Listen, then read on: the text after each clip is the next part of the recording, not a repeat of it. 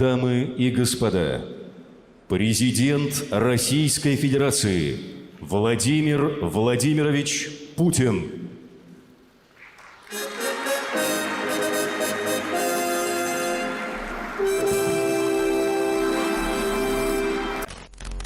Vladimir Putin crossed a milestone this week with his approval rating sinking to an all-time low. And Russia also marked a milestone this week as it surpassed Germany in confirmed COVID-19 cases. Russia's 187,859 cases are now the fifth most in the world and rising. And with Putin visibly absent from Russia's response to the novel coronavirus, cracks in the Kremlin power elite are becoming more manifest. So this week, we'll take a closer look at Kremlinology in the time of pandemic. Hello from my condo in Adams Morgan in Washington, D.C., where I am observing federal and local self-isolation guidelines, and welcome to the Power Vertical Podcast. My name is Brian Whitmore, Director of the Russia program here at CEPA, and in case anybody is counting, this is our 8th episode from our not-so-splendid isolation. Joining me from his home in Alexandria, Virginia, is former U.S. State Department official and veteran Kremlin watcher Donald Jensen, a senior fellow here at CEPA and a lecturer at Johns Hopkins University. Welcome, Don. Thanks, Brian. Feels like only 2, not 8. Yeah, no, it's eight weeks you've been going from your home in Alexandria, Virginia with the Old Town and all that stuff. And also joining us from just down the street in DuPont Circle is Maria Snegovaya, a fellow with CEPA's Russia program and a postdoctoral fellow at Johns Hopkins University. Welcome, Maria. Good afternoon, gentlemen. Good afternoon. Thank you for having me. So there was a popular and cynical expression in the Soviet Union that I think perfectly captured the attitude of ordinary people toward the authorities. We pretend to work and they pretend to pay us. In an article this week for Novoye Vremya, the Russian political analyst Vladislav Inozentsev quipped that given Putin's absentee response to COVID-19, this old expression actually requires an update. They pretend to lead us and we pretend to follow their orders. That's the level of humor these days in Moscow. In the same vein, our very good friend Tatyana Stanovaya, one of the more astute observers of Russian elite politics, had what I thought was a really important piece out this week, looking at how the COVID-19 crisis is influencing Russia's court politics, is influencing the politics of the Kremlin. And I'll just get us rolling. I'll quote from Tatyana's piece directly. Tackling this crisis successfully requires a well-planned collective effort by the Russian leadership. Unfortunately, the pandemic is casting a harsh spotlight on a long-running reality. Putin has become increasingly disengaged from routine matters of government and prefers to delegate most issues to others. But the president's team is far from unified. And she concludes, from a distance, Russia's elite may appear to be a fully consolidated under President Vladimir Putin. The real picture is very different. Russia's elite is extremely fragmented and driven by conflict. Competing groups fight not just over influence and property, but also over ideology. Elite division is such that there is almost no consensus on major issues. Every major player acts according to his own corporate or political agenda, and with Putin increasingly absent from everyday decision-making, enjoys greater room for maneuver.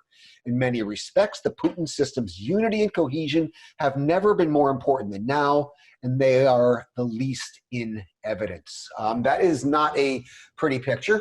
And in between, of course, and we'll break it all down, Tatyana looks at the different factions in the elite and how they're responding to the crisis. But just, Don, Maria, your initial thoughts on this, because I thought this was a really good and really important piece. I think everybody should read this. Brian, I think all three of us, I think it was brilliant. I think you and I and Maria have talked about this many times and did not Snegovaya write a similar piece in January? I didn't have She used this scheme, but what she did here was she brought in how COVID-19 and the pandemic and the Russian response to it is kind of playing out within these different clans. Yeah, she broke the clans down, and so we got to get away from this simplistic view of the Siliviki and the Technocrats. Yeah, within exactly. each of those, there's a lot of factions. But I thought I think it's brilliant. I agree with much of it. I think at this point of factionalism, this point about a system that's not as consolidated as you said at the outset, is really important to keep in mind, because I think a lot of people here don't see that. And you need to read this, or they read this stuff, Brian, Maria, and then they say, so what? It's just old-fashioned Kremlinology. And it's not at all that. It talks about how the system works. And in a crisis like this, where the system's not responding well, it, I think, really helps to understand it. My main misgiving would be, Brian, that I think that, and she does, but I probably would emphasize it even more, these things are these factions are very situational and opportunistic, and they're always in motion. So as long as we don't think of this as a static system, which she doesn't really say. No, I don't think she, in fairness to her. I just want to make that point of emphasis. I love the article. I just want to say people who read it and were informed by it, as I was, should just keep in mind that the system is in motion, even as she's largely on target. Well, I mean, let's get into some of because I think she makes some pretty interesting observations here. I mean, she says basically you can't like lump things together of oligarchs. You have state oligarchs. Exactly. You have private business figures. That's a Sechin is the former, Timchenko, Kovalchuk is the latter. You can't just look at the Siliviki as a unified bloc. Absolutely. She argued that the most powerful faction for a while, pre-COVID and COVID is actually strengthening it, is something she calls the protectors, which is a combination of some Siliviki, not all, some Siliviki, and more kind of socially conservative elements in the elite. And she calls these the protectors, and they are the ones that favor the most hardline anti-Western policy, and also the most repressive measures at home, and that COVID appears to be strengthening this faction.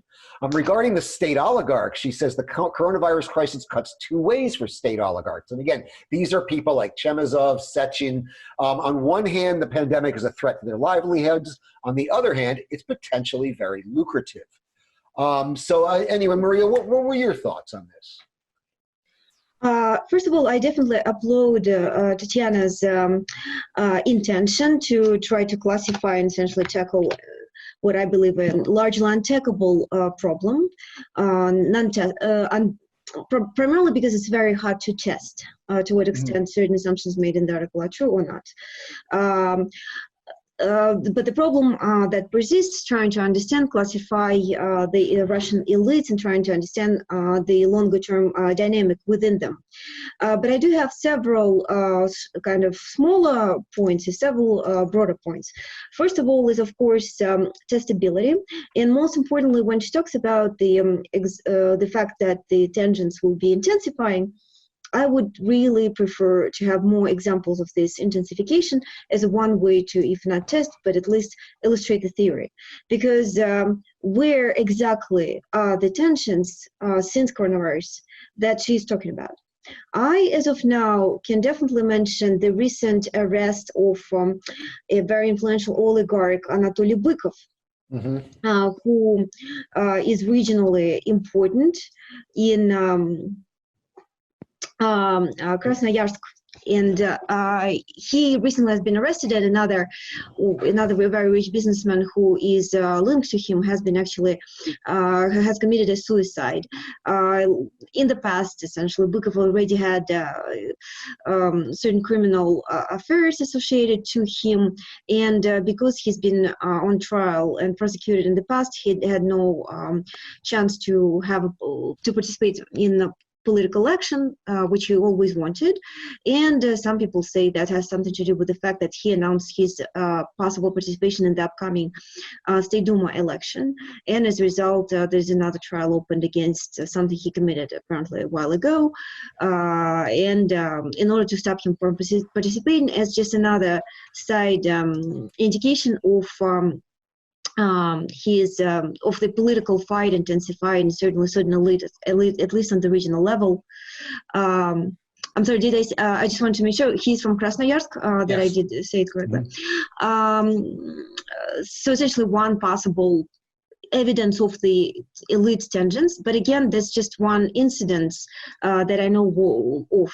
And we have discussed in the past, as Dawn correctly mentioned, that the tensions have been ongoing within the Russian elites before. So coronavirus might have intensified them, as Tatiana, I think, points out in the article as well, primarily because the resource base, the redistribution base, is limited now. So there's more fight for whatever resources are available. Especially if the state will eventually be redistributing some of them. But it's not fundamentally a new development within the system. That is something we have observed in the past. As a matter of fact, and that's my broader point, that's the whole point of the regime, right? That's one of the reasons why it's so sustainable. Keep the elites totally split on different issues, so they have fewer reasons to negotiate with each other, and Putin remains the top arbiter, who is the only final solution to all their collective action problems. So in the sense, that's not, to me at least, fundamentally new. We saw the elite fighting ongoing early on, after Medvedev versus Putin, which was arguably a much bigger clash within the elites, and the regime has been relatively successful overcome that issue in 2012. We saw the same dynamic following the Crimea annexation, where a certain group was against it, but again failed. Although they were quickly crushed. Quickly crashed, exactly. And again, we saw probably something like that in this OPEC deal, where there's definitely a lot of people unhappy about Sechen's behavior in the whole story that we have discussed earlier on. Some people would say that even Putin's transition, this constitutional amendments, and the way that we saw that implemented are arguably very clumsy, that originally probably was planned something like state council, and then they ended up quickly picking the most rude and obvious primitive options with nullifying presidential constitutional terms, is also the certain type of outcome of the discussions that are ongoing within the elites about the best way for Putin to stay in power. But there is hardly any doubt that they still, the majority of the elites, at least as of now, do continuously associate their own survival with Putin's survival and power, and hence back his staying in power. Or if there isn't some other evidence that Tatiana possesses and we don't, I would love to see that more clearly outlined in the article.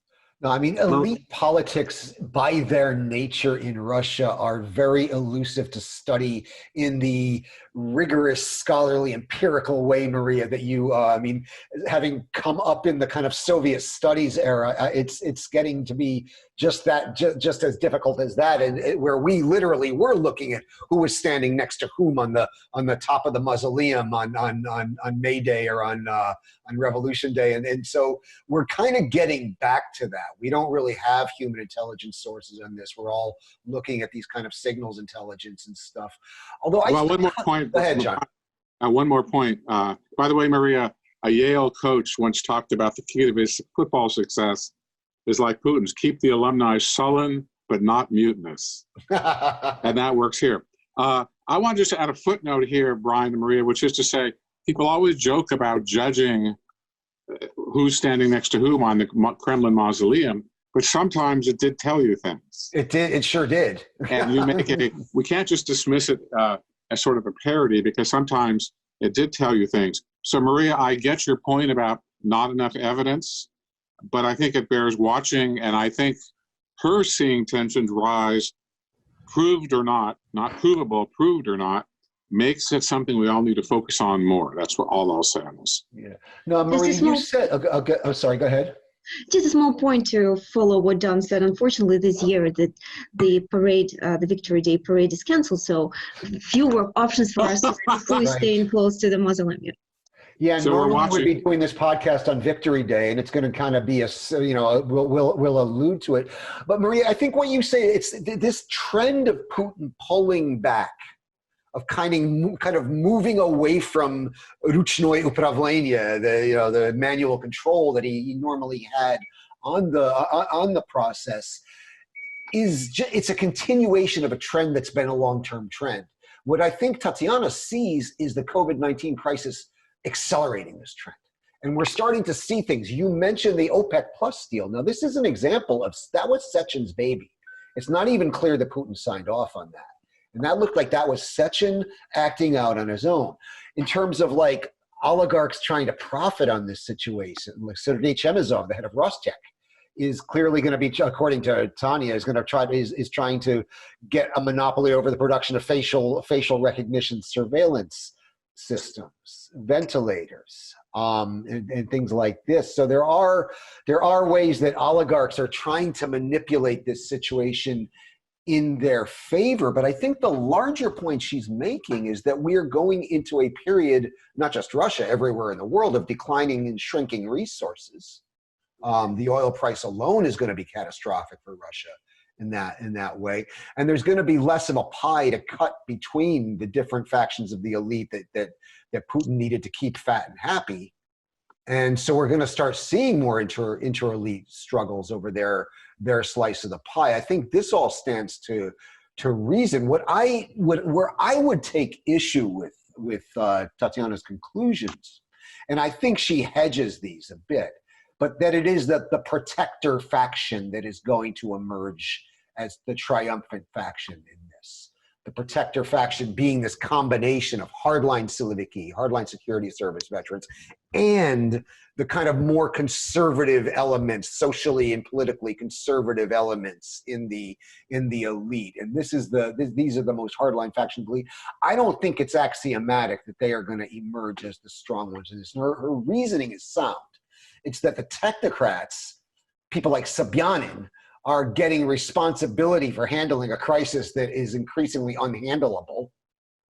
And so they are going to pay a political price for this, while the protectors just have to, scream, let's crush the West and Orthodox Christianity forever, and let's have laws against gay propaganda, and that's all they need to do. So I think that, she doesn't put it in those terms. I'm reading between the lines, but I'm not sure about this. I'm just not sure about this, because when I said this last week, when I look across the world, I see populist authoritarian regimes doing a very bad job handling this, and not just Putin.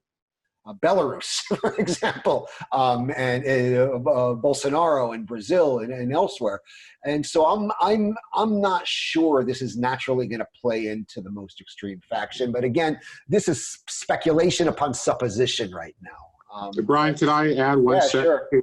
I recommend highly an article by our common friend Lilia Shevtsova this week in the American Interest, and she makes that point, Brian. She says that, forgive me for reading 15 words, the Russian case presents a rare phenomenon. A state accustomed to surviving by mobilization and militarism has suddenly demonstrated it can't function in an emergency situation. It's a question of state capacity. And I guess really, is this different than before? And well, maybe it's shown more than before. I don't know. Russia historically has a hard time with these things. Yeah, remember the forest fires. They have historically had they have a very hard time with things like this. And then, you can go back. The Chernobyl example is used over and over and over again. And I'm not ready to say this is Putin's Chernobyl. The event that actually, in a lot of minds, began the process, I think, in a lot of ways, of the Soviet Union crumbling. But it's certainly going to account for more deaths, and preventable deaths. Maria, I see you're looking very pensive. I think you have something to say. One small point about the protectors category in Tatiana's classification. I think I made this point earlier when we discussed her earlier article in January, that these categories do not necessarily look mutually exclusive, in the sense that she herself writes that not all protectors are Silovikis and not all Silovikis are protectors. That means that the protectors can as well be found among other categories which she classifies as Putins Elite, I would venture guess that, for example, among state managers. So from this perspective, I think it's a complicated system, classification that may not necessarily need to be that complicated, because ultimately it comes down to the interests of the elite groups within the system. And protectors are the ones whose interests are in this continued isolation of Russia from the West, especially maybe Chinese turn in some ways. And then there is another group of people who primarily make their money and prefer to spend their time in the West. This is classification that actually proposed, among other, by Kirill Rogov, a Russian political scientist, and I also referenced it in my own report for SIPA back in 2018. And when you look at it, the system, and this kind of a very maybe primitive, simplified division of the elites into those with sources of domestic capital, primarily sources of capital primarily internal in nature, and sources of capital primarily external in nature, you see that, first of all, it's true that some people combine those interests, like Chemezov, for example. Others are much more clearly oriented towards the West, like Deripaska. Doesn't necessarily make them autonomous from the Kremlin. By far, they're all dependent on the Kremlin, but definitely slightly modifies their interests. And of course, because Putin himself and the regime orientation and longer-term survival interests are fundamentally dependent on isolation from the West, because the West is primarily the West has demanded alternation in power. And Putin live in power, that inevitably kind of prescribes the longer-term success of protectors. That's because Putin's own survival is linked, it is correlated to their interests as well. So in this sense, and that's exactly what we have seen continuously throughout the story of the of Putin's regime, right? In 2012, just as in 2014, and even in 2020 with this nullification of presidential terms, winning over a much more sophisticated design with state council, we consistently see the protectors winning. So that is true. Here I definitely agree with Tatiana. Doesn't necessarily mean, however, that this approximation will hold true. As political analysts will always approximate the previous trends on the future without realizing, though, that there is other dynamic within society that might change certain things. Although as of now, I don't see the societal, disappointment with Putin being strong enough. But maybe we're getting there.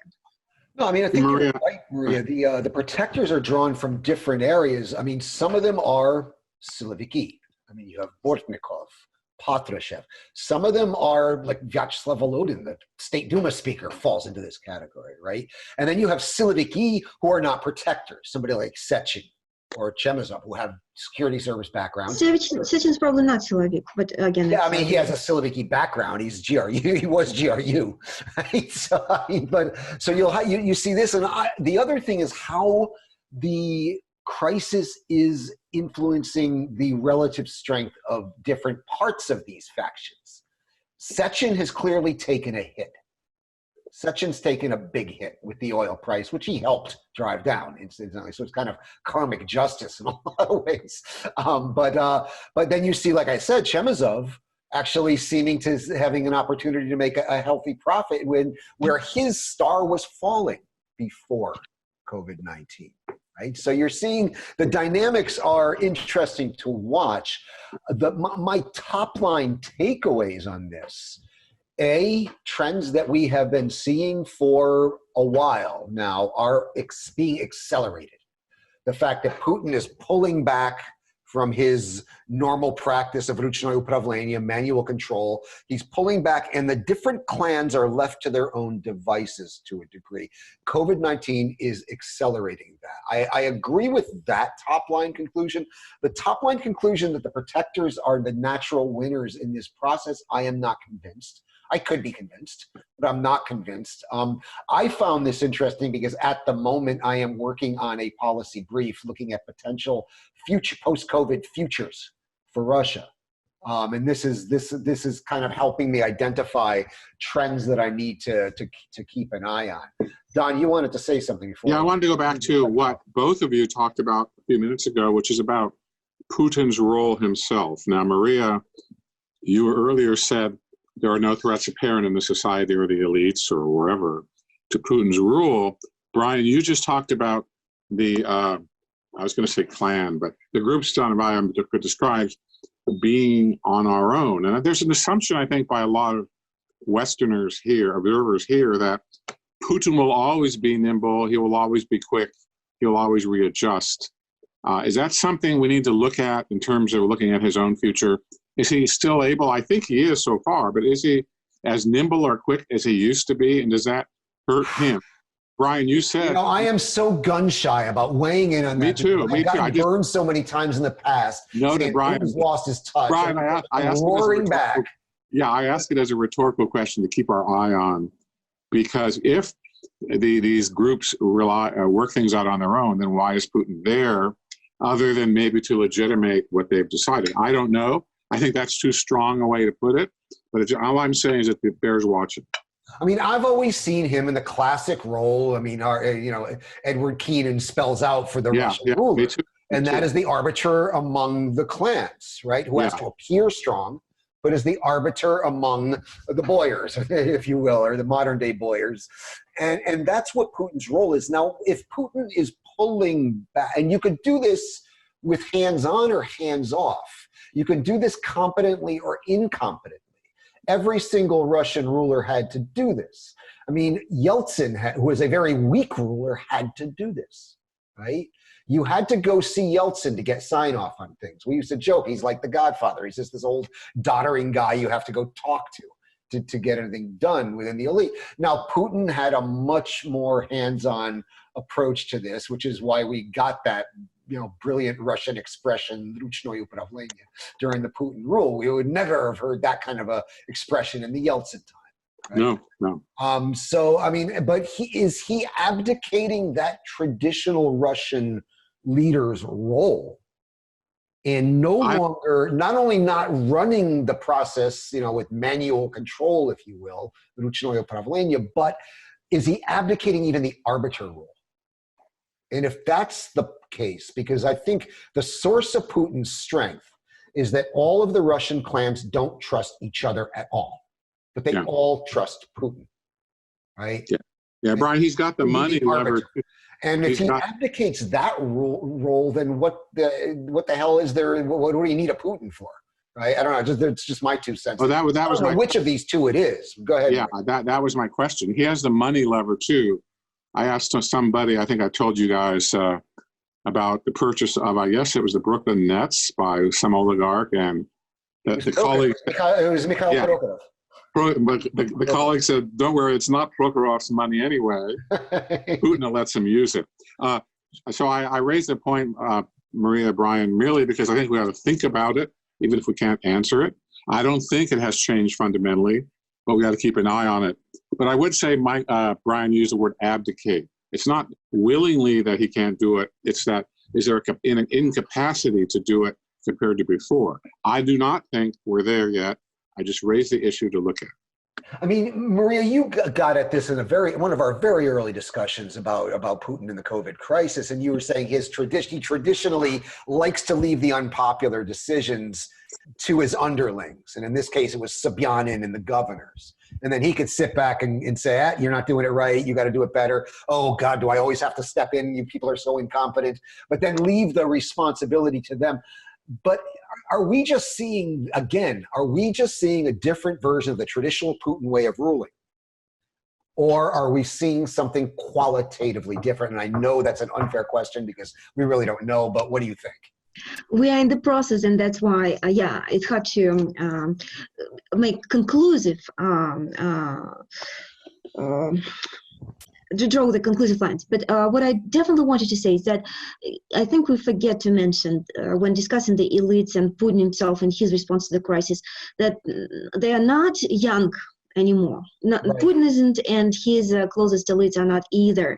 And so there is, I believe, a tendency for the regimes once they're established to get into certain kind of inertia, so certain kind of repetition of the previous actions. That's why I would not necessarily expect from Putin nor his elites particular innovations in the sense, because the rules of the games have been clearly outlined, if not 20, then maybe 15 years ago.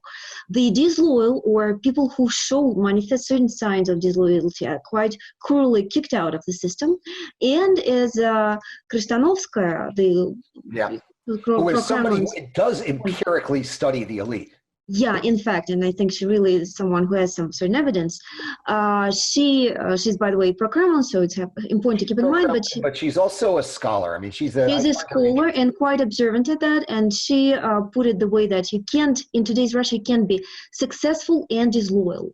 So expecting that there is some kind of elites hiding by Putin's side,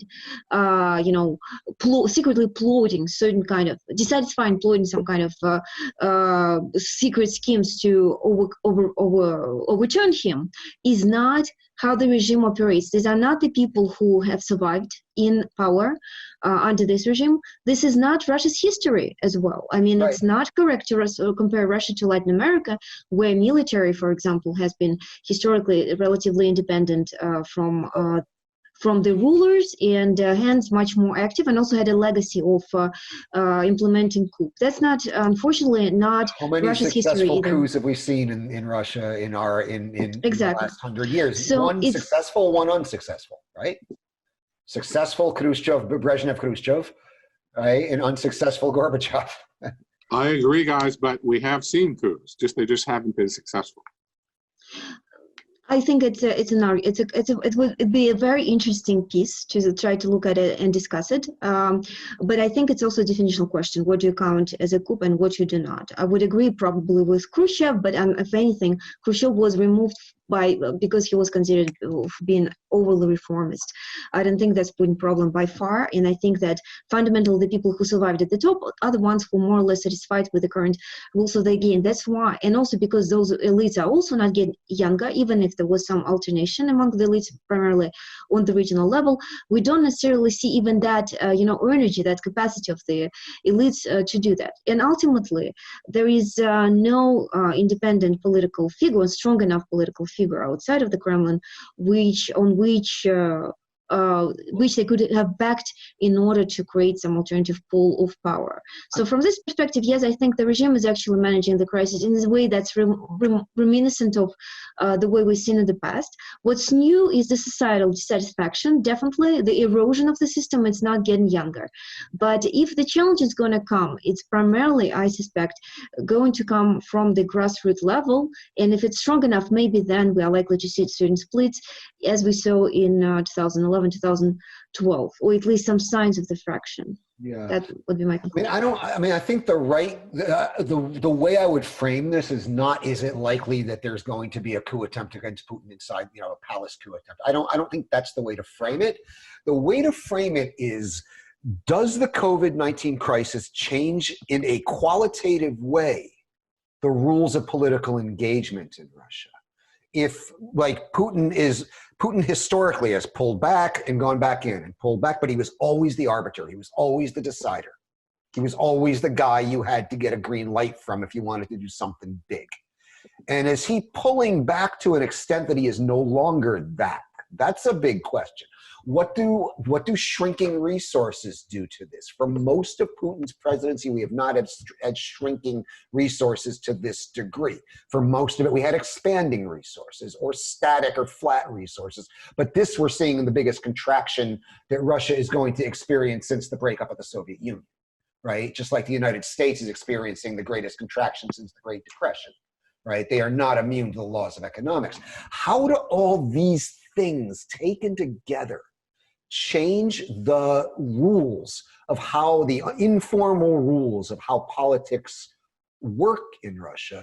And I don't have an answer. I'm trying at this point. I'm happy if I'm just asking the right questions, right? But I see a bunch of trends right now. I see the pillars of the regime being undermined. Oil and gas prices are of course collapsing. I was trying to find stats on arms sales. It's probably too early because the other kind of way the Russian state makes money is on weapons sales. I don't know what COVID's done to that, and it's probably a little too early. It's hard to track those in real time like you do with the oil price.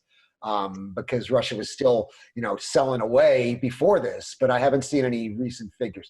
But we are seeing a contraction of resources. We're seeing an erosion of, and I've wrote about this in the past, the sacralization, the mystique of Putin's power, the cult of the personality, if you will. You're seeing an erosion of that.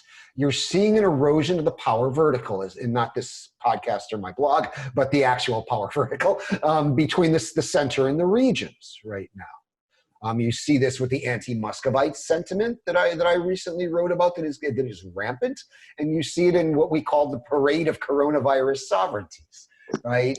Where increasing responsibility is being thrown on regional leaders to solve this. So does that all add up to a qualitative change? I don't know yet. I don't know, but these are the questions I'm asking. I don't know if I hope they're the right questions. I obviously think they do. You all are welcome to disagree. Just a small, so first of all, I do agree that we definitely observe the erosion that we have discussed before, and the coronavirus is in other cases in other countries, just tends to foster the existing trends that are already ongoing in a given society. Like, for example, it fostered polarization, political polarization in the United States that already wasn't in place. So it fosters the dissatisfaction with the regime that already existed. However, as we have discussed, it does not necessarily mean that the regime will be fundamentally challenged, because the way it responds to the crisis is under the political logic. So based on this electorate theory, advanced by, among others, Juan de Mesquita, a great political scientist from NYU, the primary goal of leaders is to remain in power, and in order to do so, the leaders need to maintain their winning coalition. Now, in the winning coalition, as we know, this is state-dependent social groups in part, and also the elites. We do see definitely the policies that are catering to the demand of these groups. First of all, the broader society is not going to protest throughout the crisis times. Right now, everyone is concerned about their own survival, and if there's going to be a stronger backlash against the regime, it's going to be once we are past the crisis, not during the crisis when you can't literally even go in the streets. At that time, I suspect, especially if it was going to be before the elections, there will be certain redistribution policies primarily targeted at the support groups, at the key support groups, state-linked social groups that are also easier to mobilize to come vote for Putin. And of course, we do see everything that we have discussed about the elites. I forgot to mention that, of course, there's also policies that designed to ensure their loyalty. So there is redistribution directed at the elites as well. And unfortunately, for the broader Russian populations, it's likely to continue as well. Even the construction, the constructions areas have been reopened in Moscow by Sobyanin, largely criticized by the different social groups, in part because the Kremlin is concerned about migrants' instability. A lot of them are illegal and definitely unhappy with the current situation. But of course, its part is also because it's the business of Putin's linked people. Those people who own construction sites in Moscow are definitely linked to this winning coalition. So it's not illogical from the Kremlin, from the regime perspective, and that's what I wanted to point out when we analyze how the Kremlin responds. Mm-hmm. Don, any last thoughts? Yeah, just a final, to bring some clarity again with no answers. I think there's a difference between a change of system, a change of the rules of the game, and a change or governance, and a change of policy. We have to keep those different. Mm-hmm. And I don't think the choice is between coup or no coup. I think the choice is between are the rules changing, Maria? Is Putin's role changing voluntarily or not? And I don't think we can answer that question. My hunch would be that the rules are evolving in a way that they have not been before. It's just too early to tell. But I think it's a question of winding down or changing rather than coup, abrupt change. Mm-hmm. So I don't think the system will change, but those other two categories I mentioned bear watching. I don't have a good answer now, but Snegovaya raises a lot of these issues, at least implicitly and explicitly in her article. Mm-hmm. All right, well, there's a good way to segue into our second half. In a few moments, we will continue our discussion and shift gears from the state to the Russian Orthodox Church and look at how the COVID-19 pandemic is causing a rift among Russian Orthodox believers. I'd like to remind you, you are listening to the Power Vertical podcast. My name is Brian Whitmore, director of the Russia program here at SIPA, and joining me from his home in Alexandria, Virginia, where they tell me there's a nice old town, is former U.S. State Department official and veteran Kremlin watcher Donald Jensen, a senior fellow at SIPA and a lecturer at Johns Hopkins University. Also joining us from right down the street from my Adams Morgan condo in DuPont Circle is Maria Snegovaya, a fellow with SIPA's Russia program and a postdoctoral fellow at Johns Hopkins University. I'd also like to remind you, you can subscribe to the Power Vertical podcast on iTunes. You can read the Power Vertical blog and watch the vertical video at sipa.org. And you can follow us on the Twitter at Power Vertical.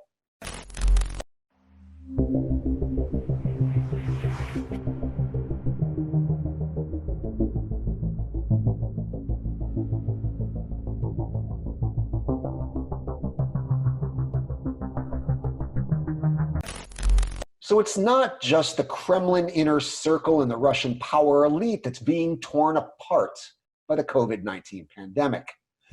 With some of the Russian Orthodox Church's most important monasteries suffering outbreaks and becoming vectors for COVID-19, the Church is facing deep splits within its ranks about how the faithful should deal with the pandemic. Some apocalyptic-minded priests are resisting calls for abandoned public worship, creating a rift between church and state. Now, I've been following this, I don't want to say passively, but not as actively as I should, quite frankly. And what really convinced me that we need to kind of take a closer look at this and do a segment was an excellent piece by our friend Andrew Higgins, which is a Moscow correspondent for the New York Times. So I want to give credit where credit is due to Andrew for what I thought was a terrific piece of reporting in the New York Times that kind of pulled together a lot of these disparate trends that I've been seeing, right? Because I saw the arguments over the Easter services, and you always are coming across, if you read the Russian press, some apocalyptic statements some priests are making about how to conduct yourselves in the middle of this pandemic. And I'll just quote directly from Andrew's piece to get us rolling, because I thought it was just again a fantastic piece.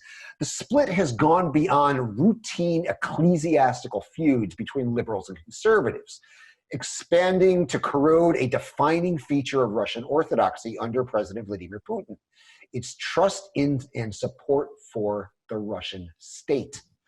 The Russian Church, like the Russian state, with which it has often moved in lockstep, is rigidly hierarchical, meaning that even priests who understand the need to suspend services cannot do so without the blessing of a bishop. And bishops, in turn, cannot act without clear instructions from Patriarch Kirill, Russian Orthodoxy's senior cleric.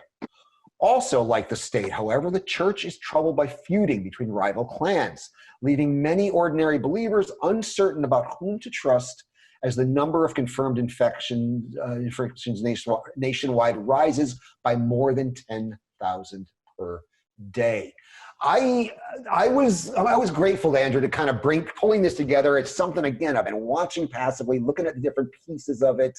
I don't know where to go in terms of structuring the conversation other than to ask you all to weigh in. Maria, you're in touch with friends and family in Russia, some of whom are believers. How do you see this playing out? Did Andrew get this right? I think that the Russian Orthodox Church has been caught off guard with the whole crisis, and unfortunately its response has been very chaotic, untimely.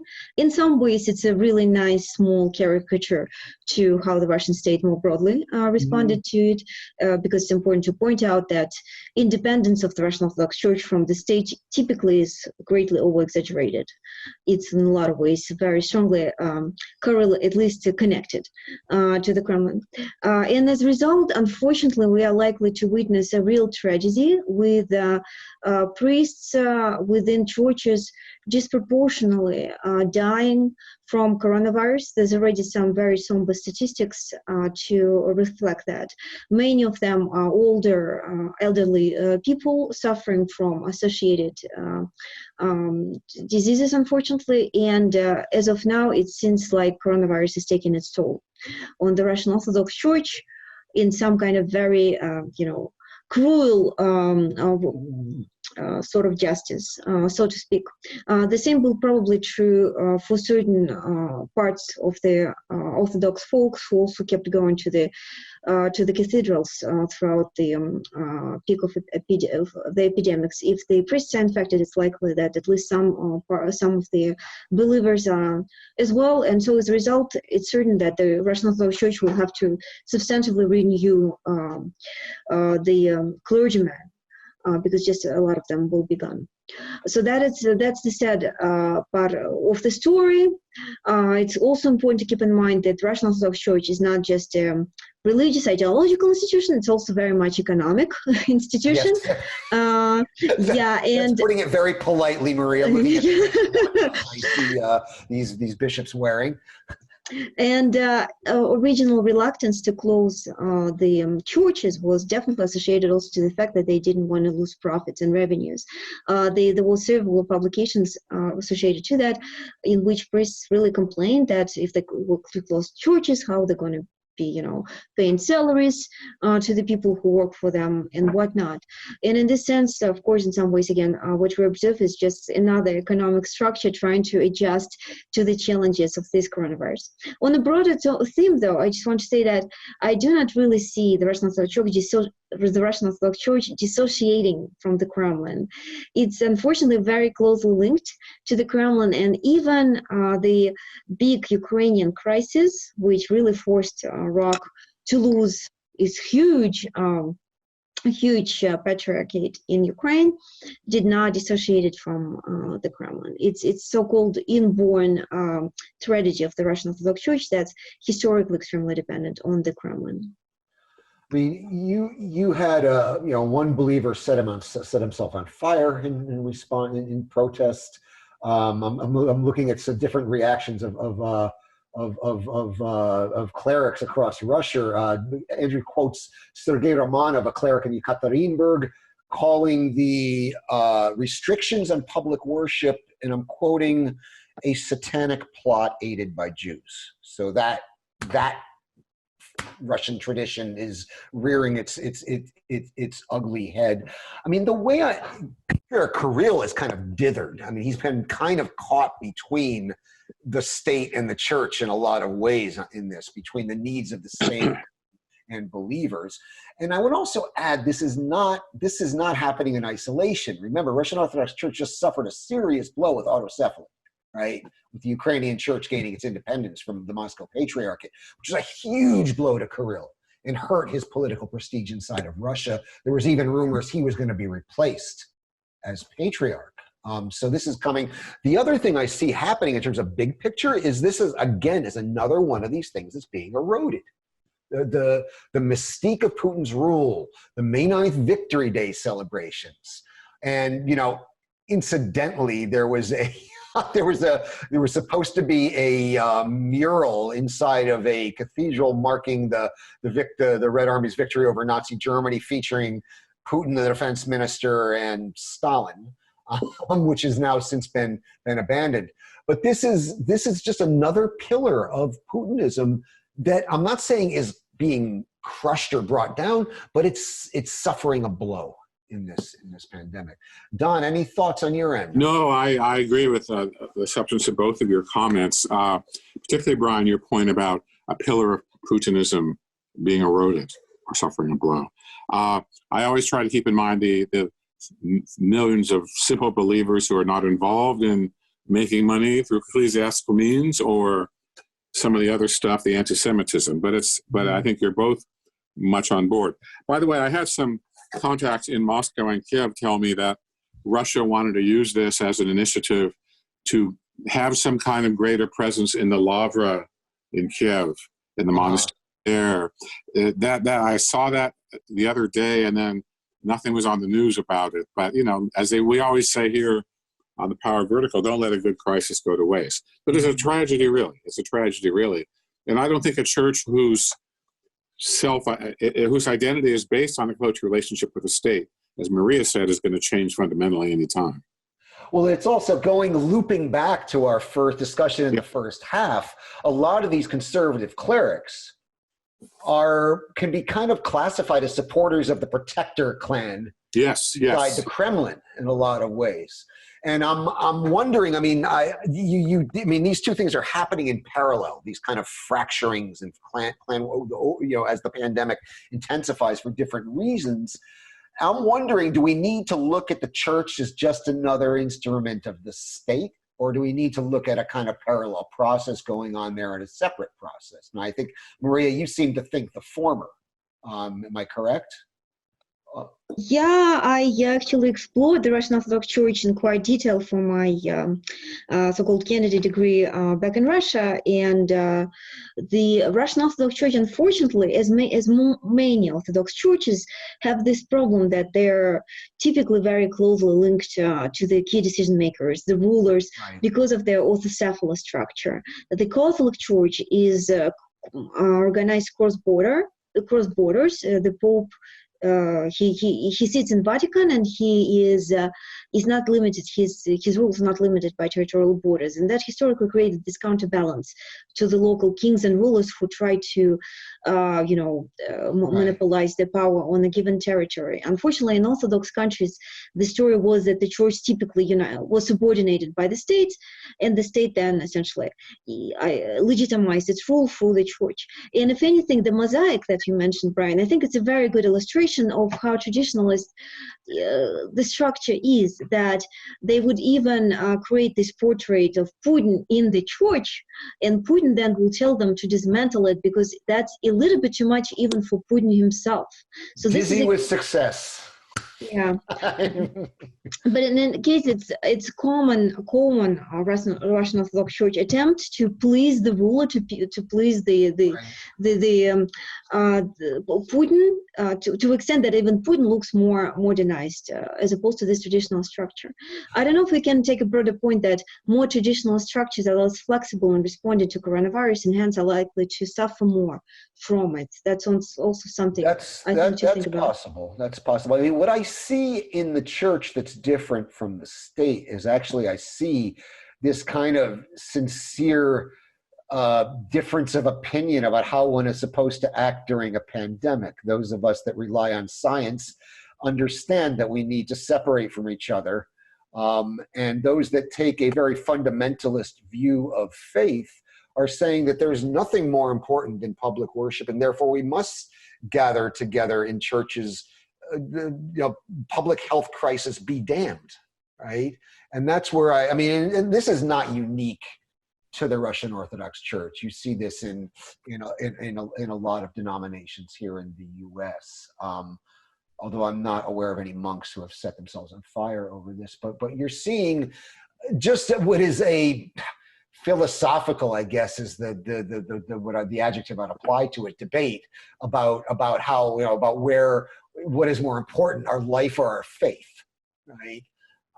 Where in the state, the rifts in the state, I see almost this naked struggle for power and resources. So I think you see a little that maybe I'm wrong about that. I think maybe we see a little bit of that in the church as well. I think it's a very important point, Brian, that you made, the life of faith. It's important to sort of point out that even its ideological interpretation of Christianity comes to bite the Russian Orthodox Church in this case, because historically, and one of the reasons why Orthodox Church is so typically one of the most traditionalist elements, not just in Russia, but many societies. We see the same thing in Serbia, in Georgia, when the Orthodox Church typically unites with more traditionalist elements of the societies that are reluctant to reform, somewhat paradoxically even, because those are the same groups that typically are descendants of the communists, elites who were fighting against religion. So why are these groups uniting with them? And one of the ideas is that comparative advantage of orthodoxy against Catholic tradition is actually emphasizing the afterlife. Orthodox, and that's one of the reasons why Orthodox societies on average are less developed than Catholic or Protestant ones. The emphasis, it's in the ideology, the emphasis is on afterlife. What you endure throughout your lifetime is not important, and if anything, it's better to have more sufferings, because that actually increases the odds that you will go to the paradise, having suffered for all of them. And in this sense, with coronavirus, the opposite of the Protestant ethic. The opposite, and somewhat Catholicism, because Catholic tradition is also reformed in the 1970s. And in this, but why they're doing that? That's a competitive advantage. Then nobody will tell that, hey, let's become Catholic because these people are living much better. Look at the societies. Right. Orthodox tradition tells you, no. You shouldn't be doing that because that's how you go into hell. You should be suffering and not live happily because that's that's how you're going to go to paradise. And that's why you should stay Orthodox. It's a competitive advantage ideologically. And in this coronavirus, it's funny how it actually makes them suffer more from coronavirus because they never believed, they never emphasized good quality of life in the first place, and so they never believed in coronavirus to a large enough extent, and unfortunately that's the sad justice that we observe right now. I mean, I'd like to see some polling on this because I've always suspected, and the numbers seem to support this, that those who identify themselves as believers in Russia are doing so because to identify yourself as an Orthodox believer is almost like it's a sign of patriotism. And so part of the Orthodox believers are genuinely pious people. And others are, it's just, you have to tick this box to count yourself as a true Russian. No, that's absolutely true. I actually did a lot of analysis like that. So it's actually calling yourself Orthodox in Belarus, Russia, it's a sign of identity. Right. Of them, the true believers, it depends on the measurements. Typically, it's how often you go to church at least you go to church at least once per month or every weekend. It goes down to 15, 10, or even 5%. It depends on all the measurement. Out of back in 2010, when I wrote that dissertation, I think it was like out of 60% who actually call themselves Orthodox in the polls. Maybe it's more now, but it's definitely a smaller proportion of the overall number of those who call themselves Orthodox. Don, any last thoughts before we wrap it up for the week? Well, you're asking a Jesuit-trained Catholic, so let me just say that I think there has been some evidence of this kind of unwise behavior with some of the evangelical communities here in the States, but nothing like the scale of Russia.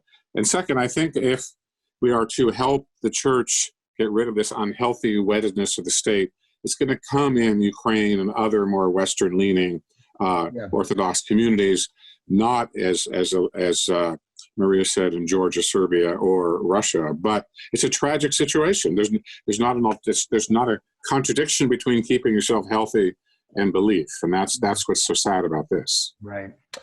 All right, well, on that note, we shall wrap it up as that's all we have time for today. I'd like to remind you, you have been listening to the Power Vertical Podcast. My name is Brian Whitmore, Director of the Russia Program here at SIPA. And joining me from his home in Alexandria, Virginia, has been former U.S. State Department official and veteran Kremlin watcher Donald Jensen, a senior fellow at SIPA and a lecturer at Johns Hopkins University. Also joining us from just down the street in lovely North DuPont Circle has been Maria Snegovaya, a fellow with SIPA's Russia Program and a postdoctoral fellow at Johns Hopkins University. Thanks to you both for an enlightening discussion, our eighth in captivity. Thank you, Brian. And I'd also like to thank our producer, Michal Harmata, for keeping the lights on and all the complicated machines sanitized, well-oiled, and in working order throughout our discussion. I'd also like to remind you can subscribe to the Power Vertical Podcast on iTunes. You can read the Power Vertical blog and watch the Vertical video at sipa.org. And you can follow us on the Twitter at Power Vertical. Join us again next week. And now, as always, I leave you with something other than the ambient sounds of my favorite socially conscious Russian rapper, Noise MC.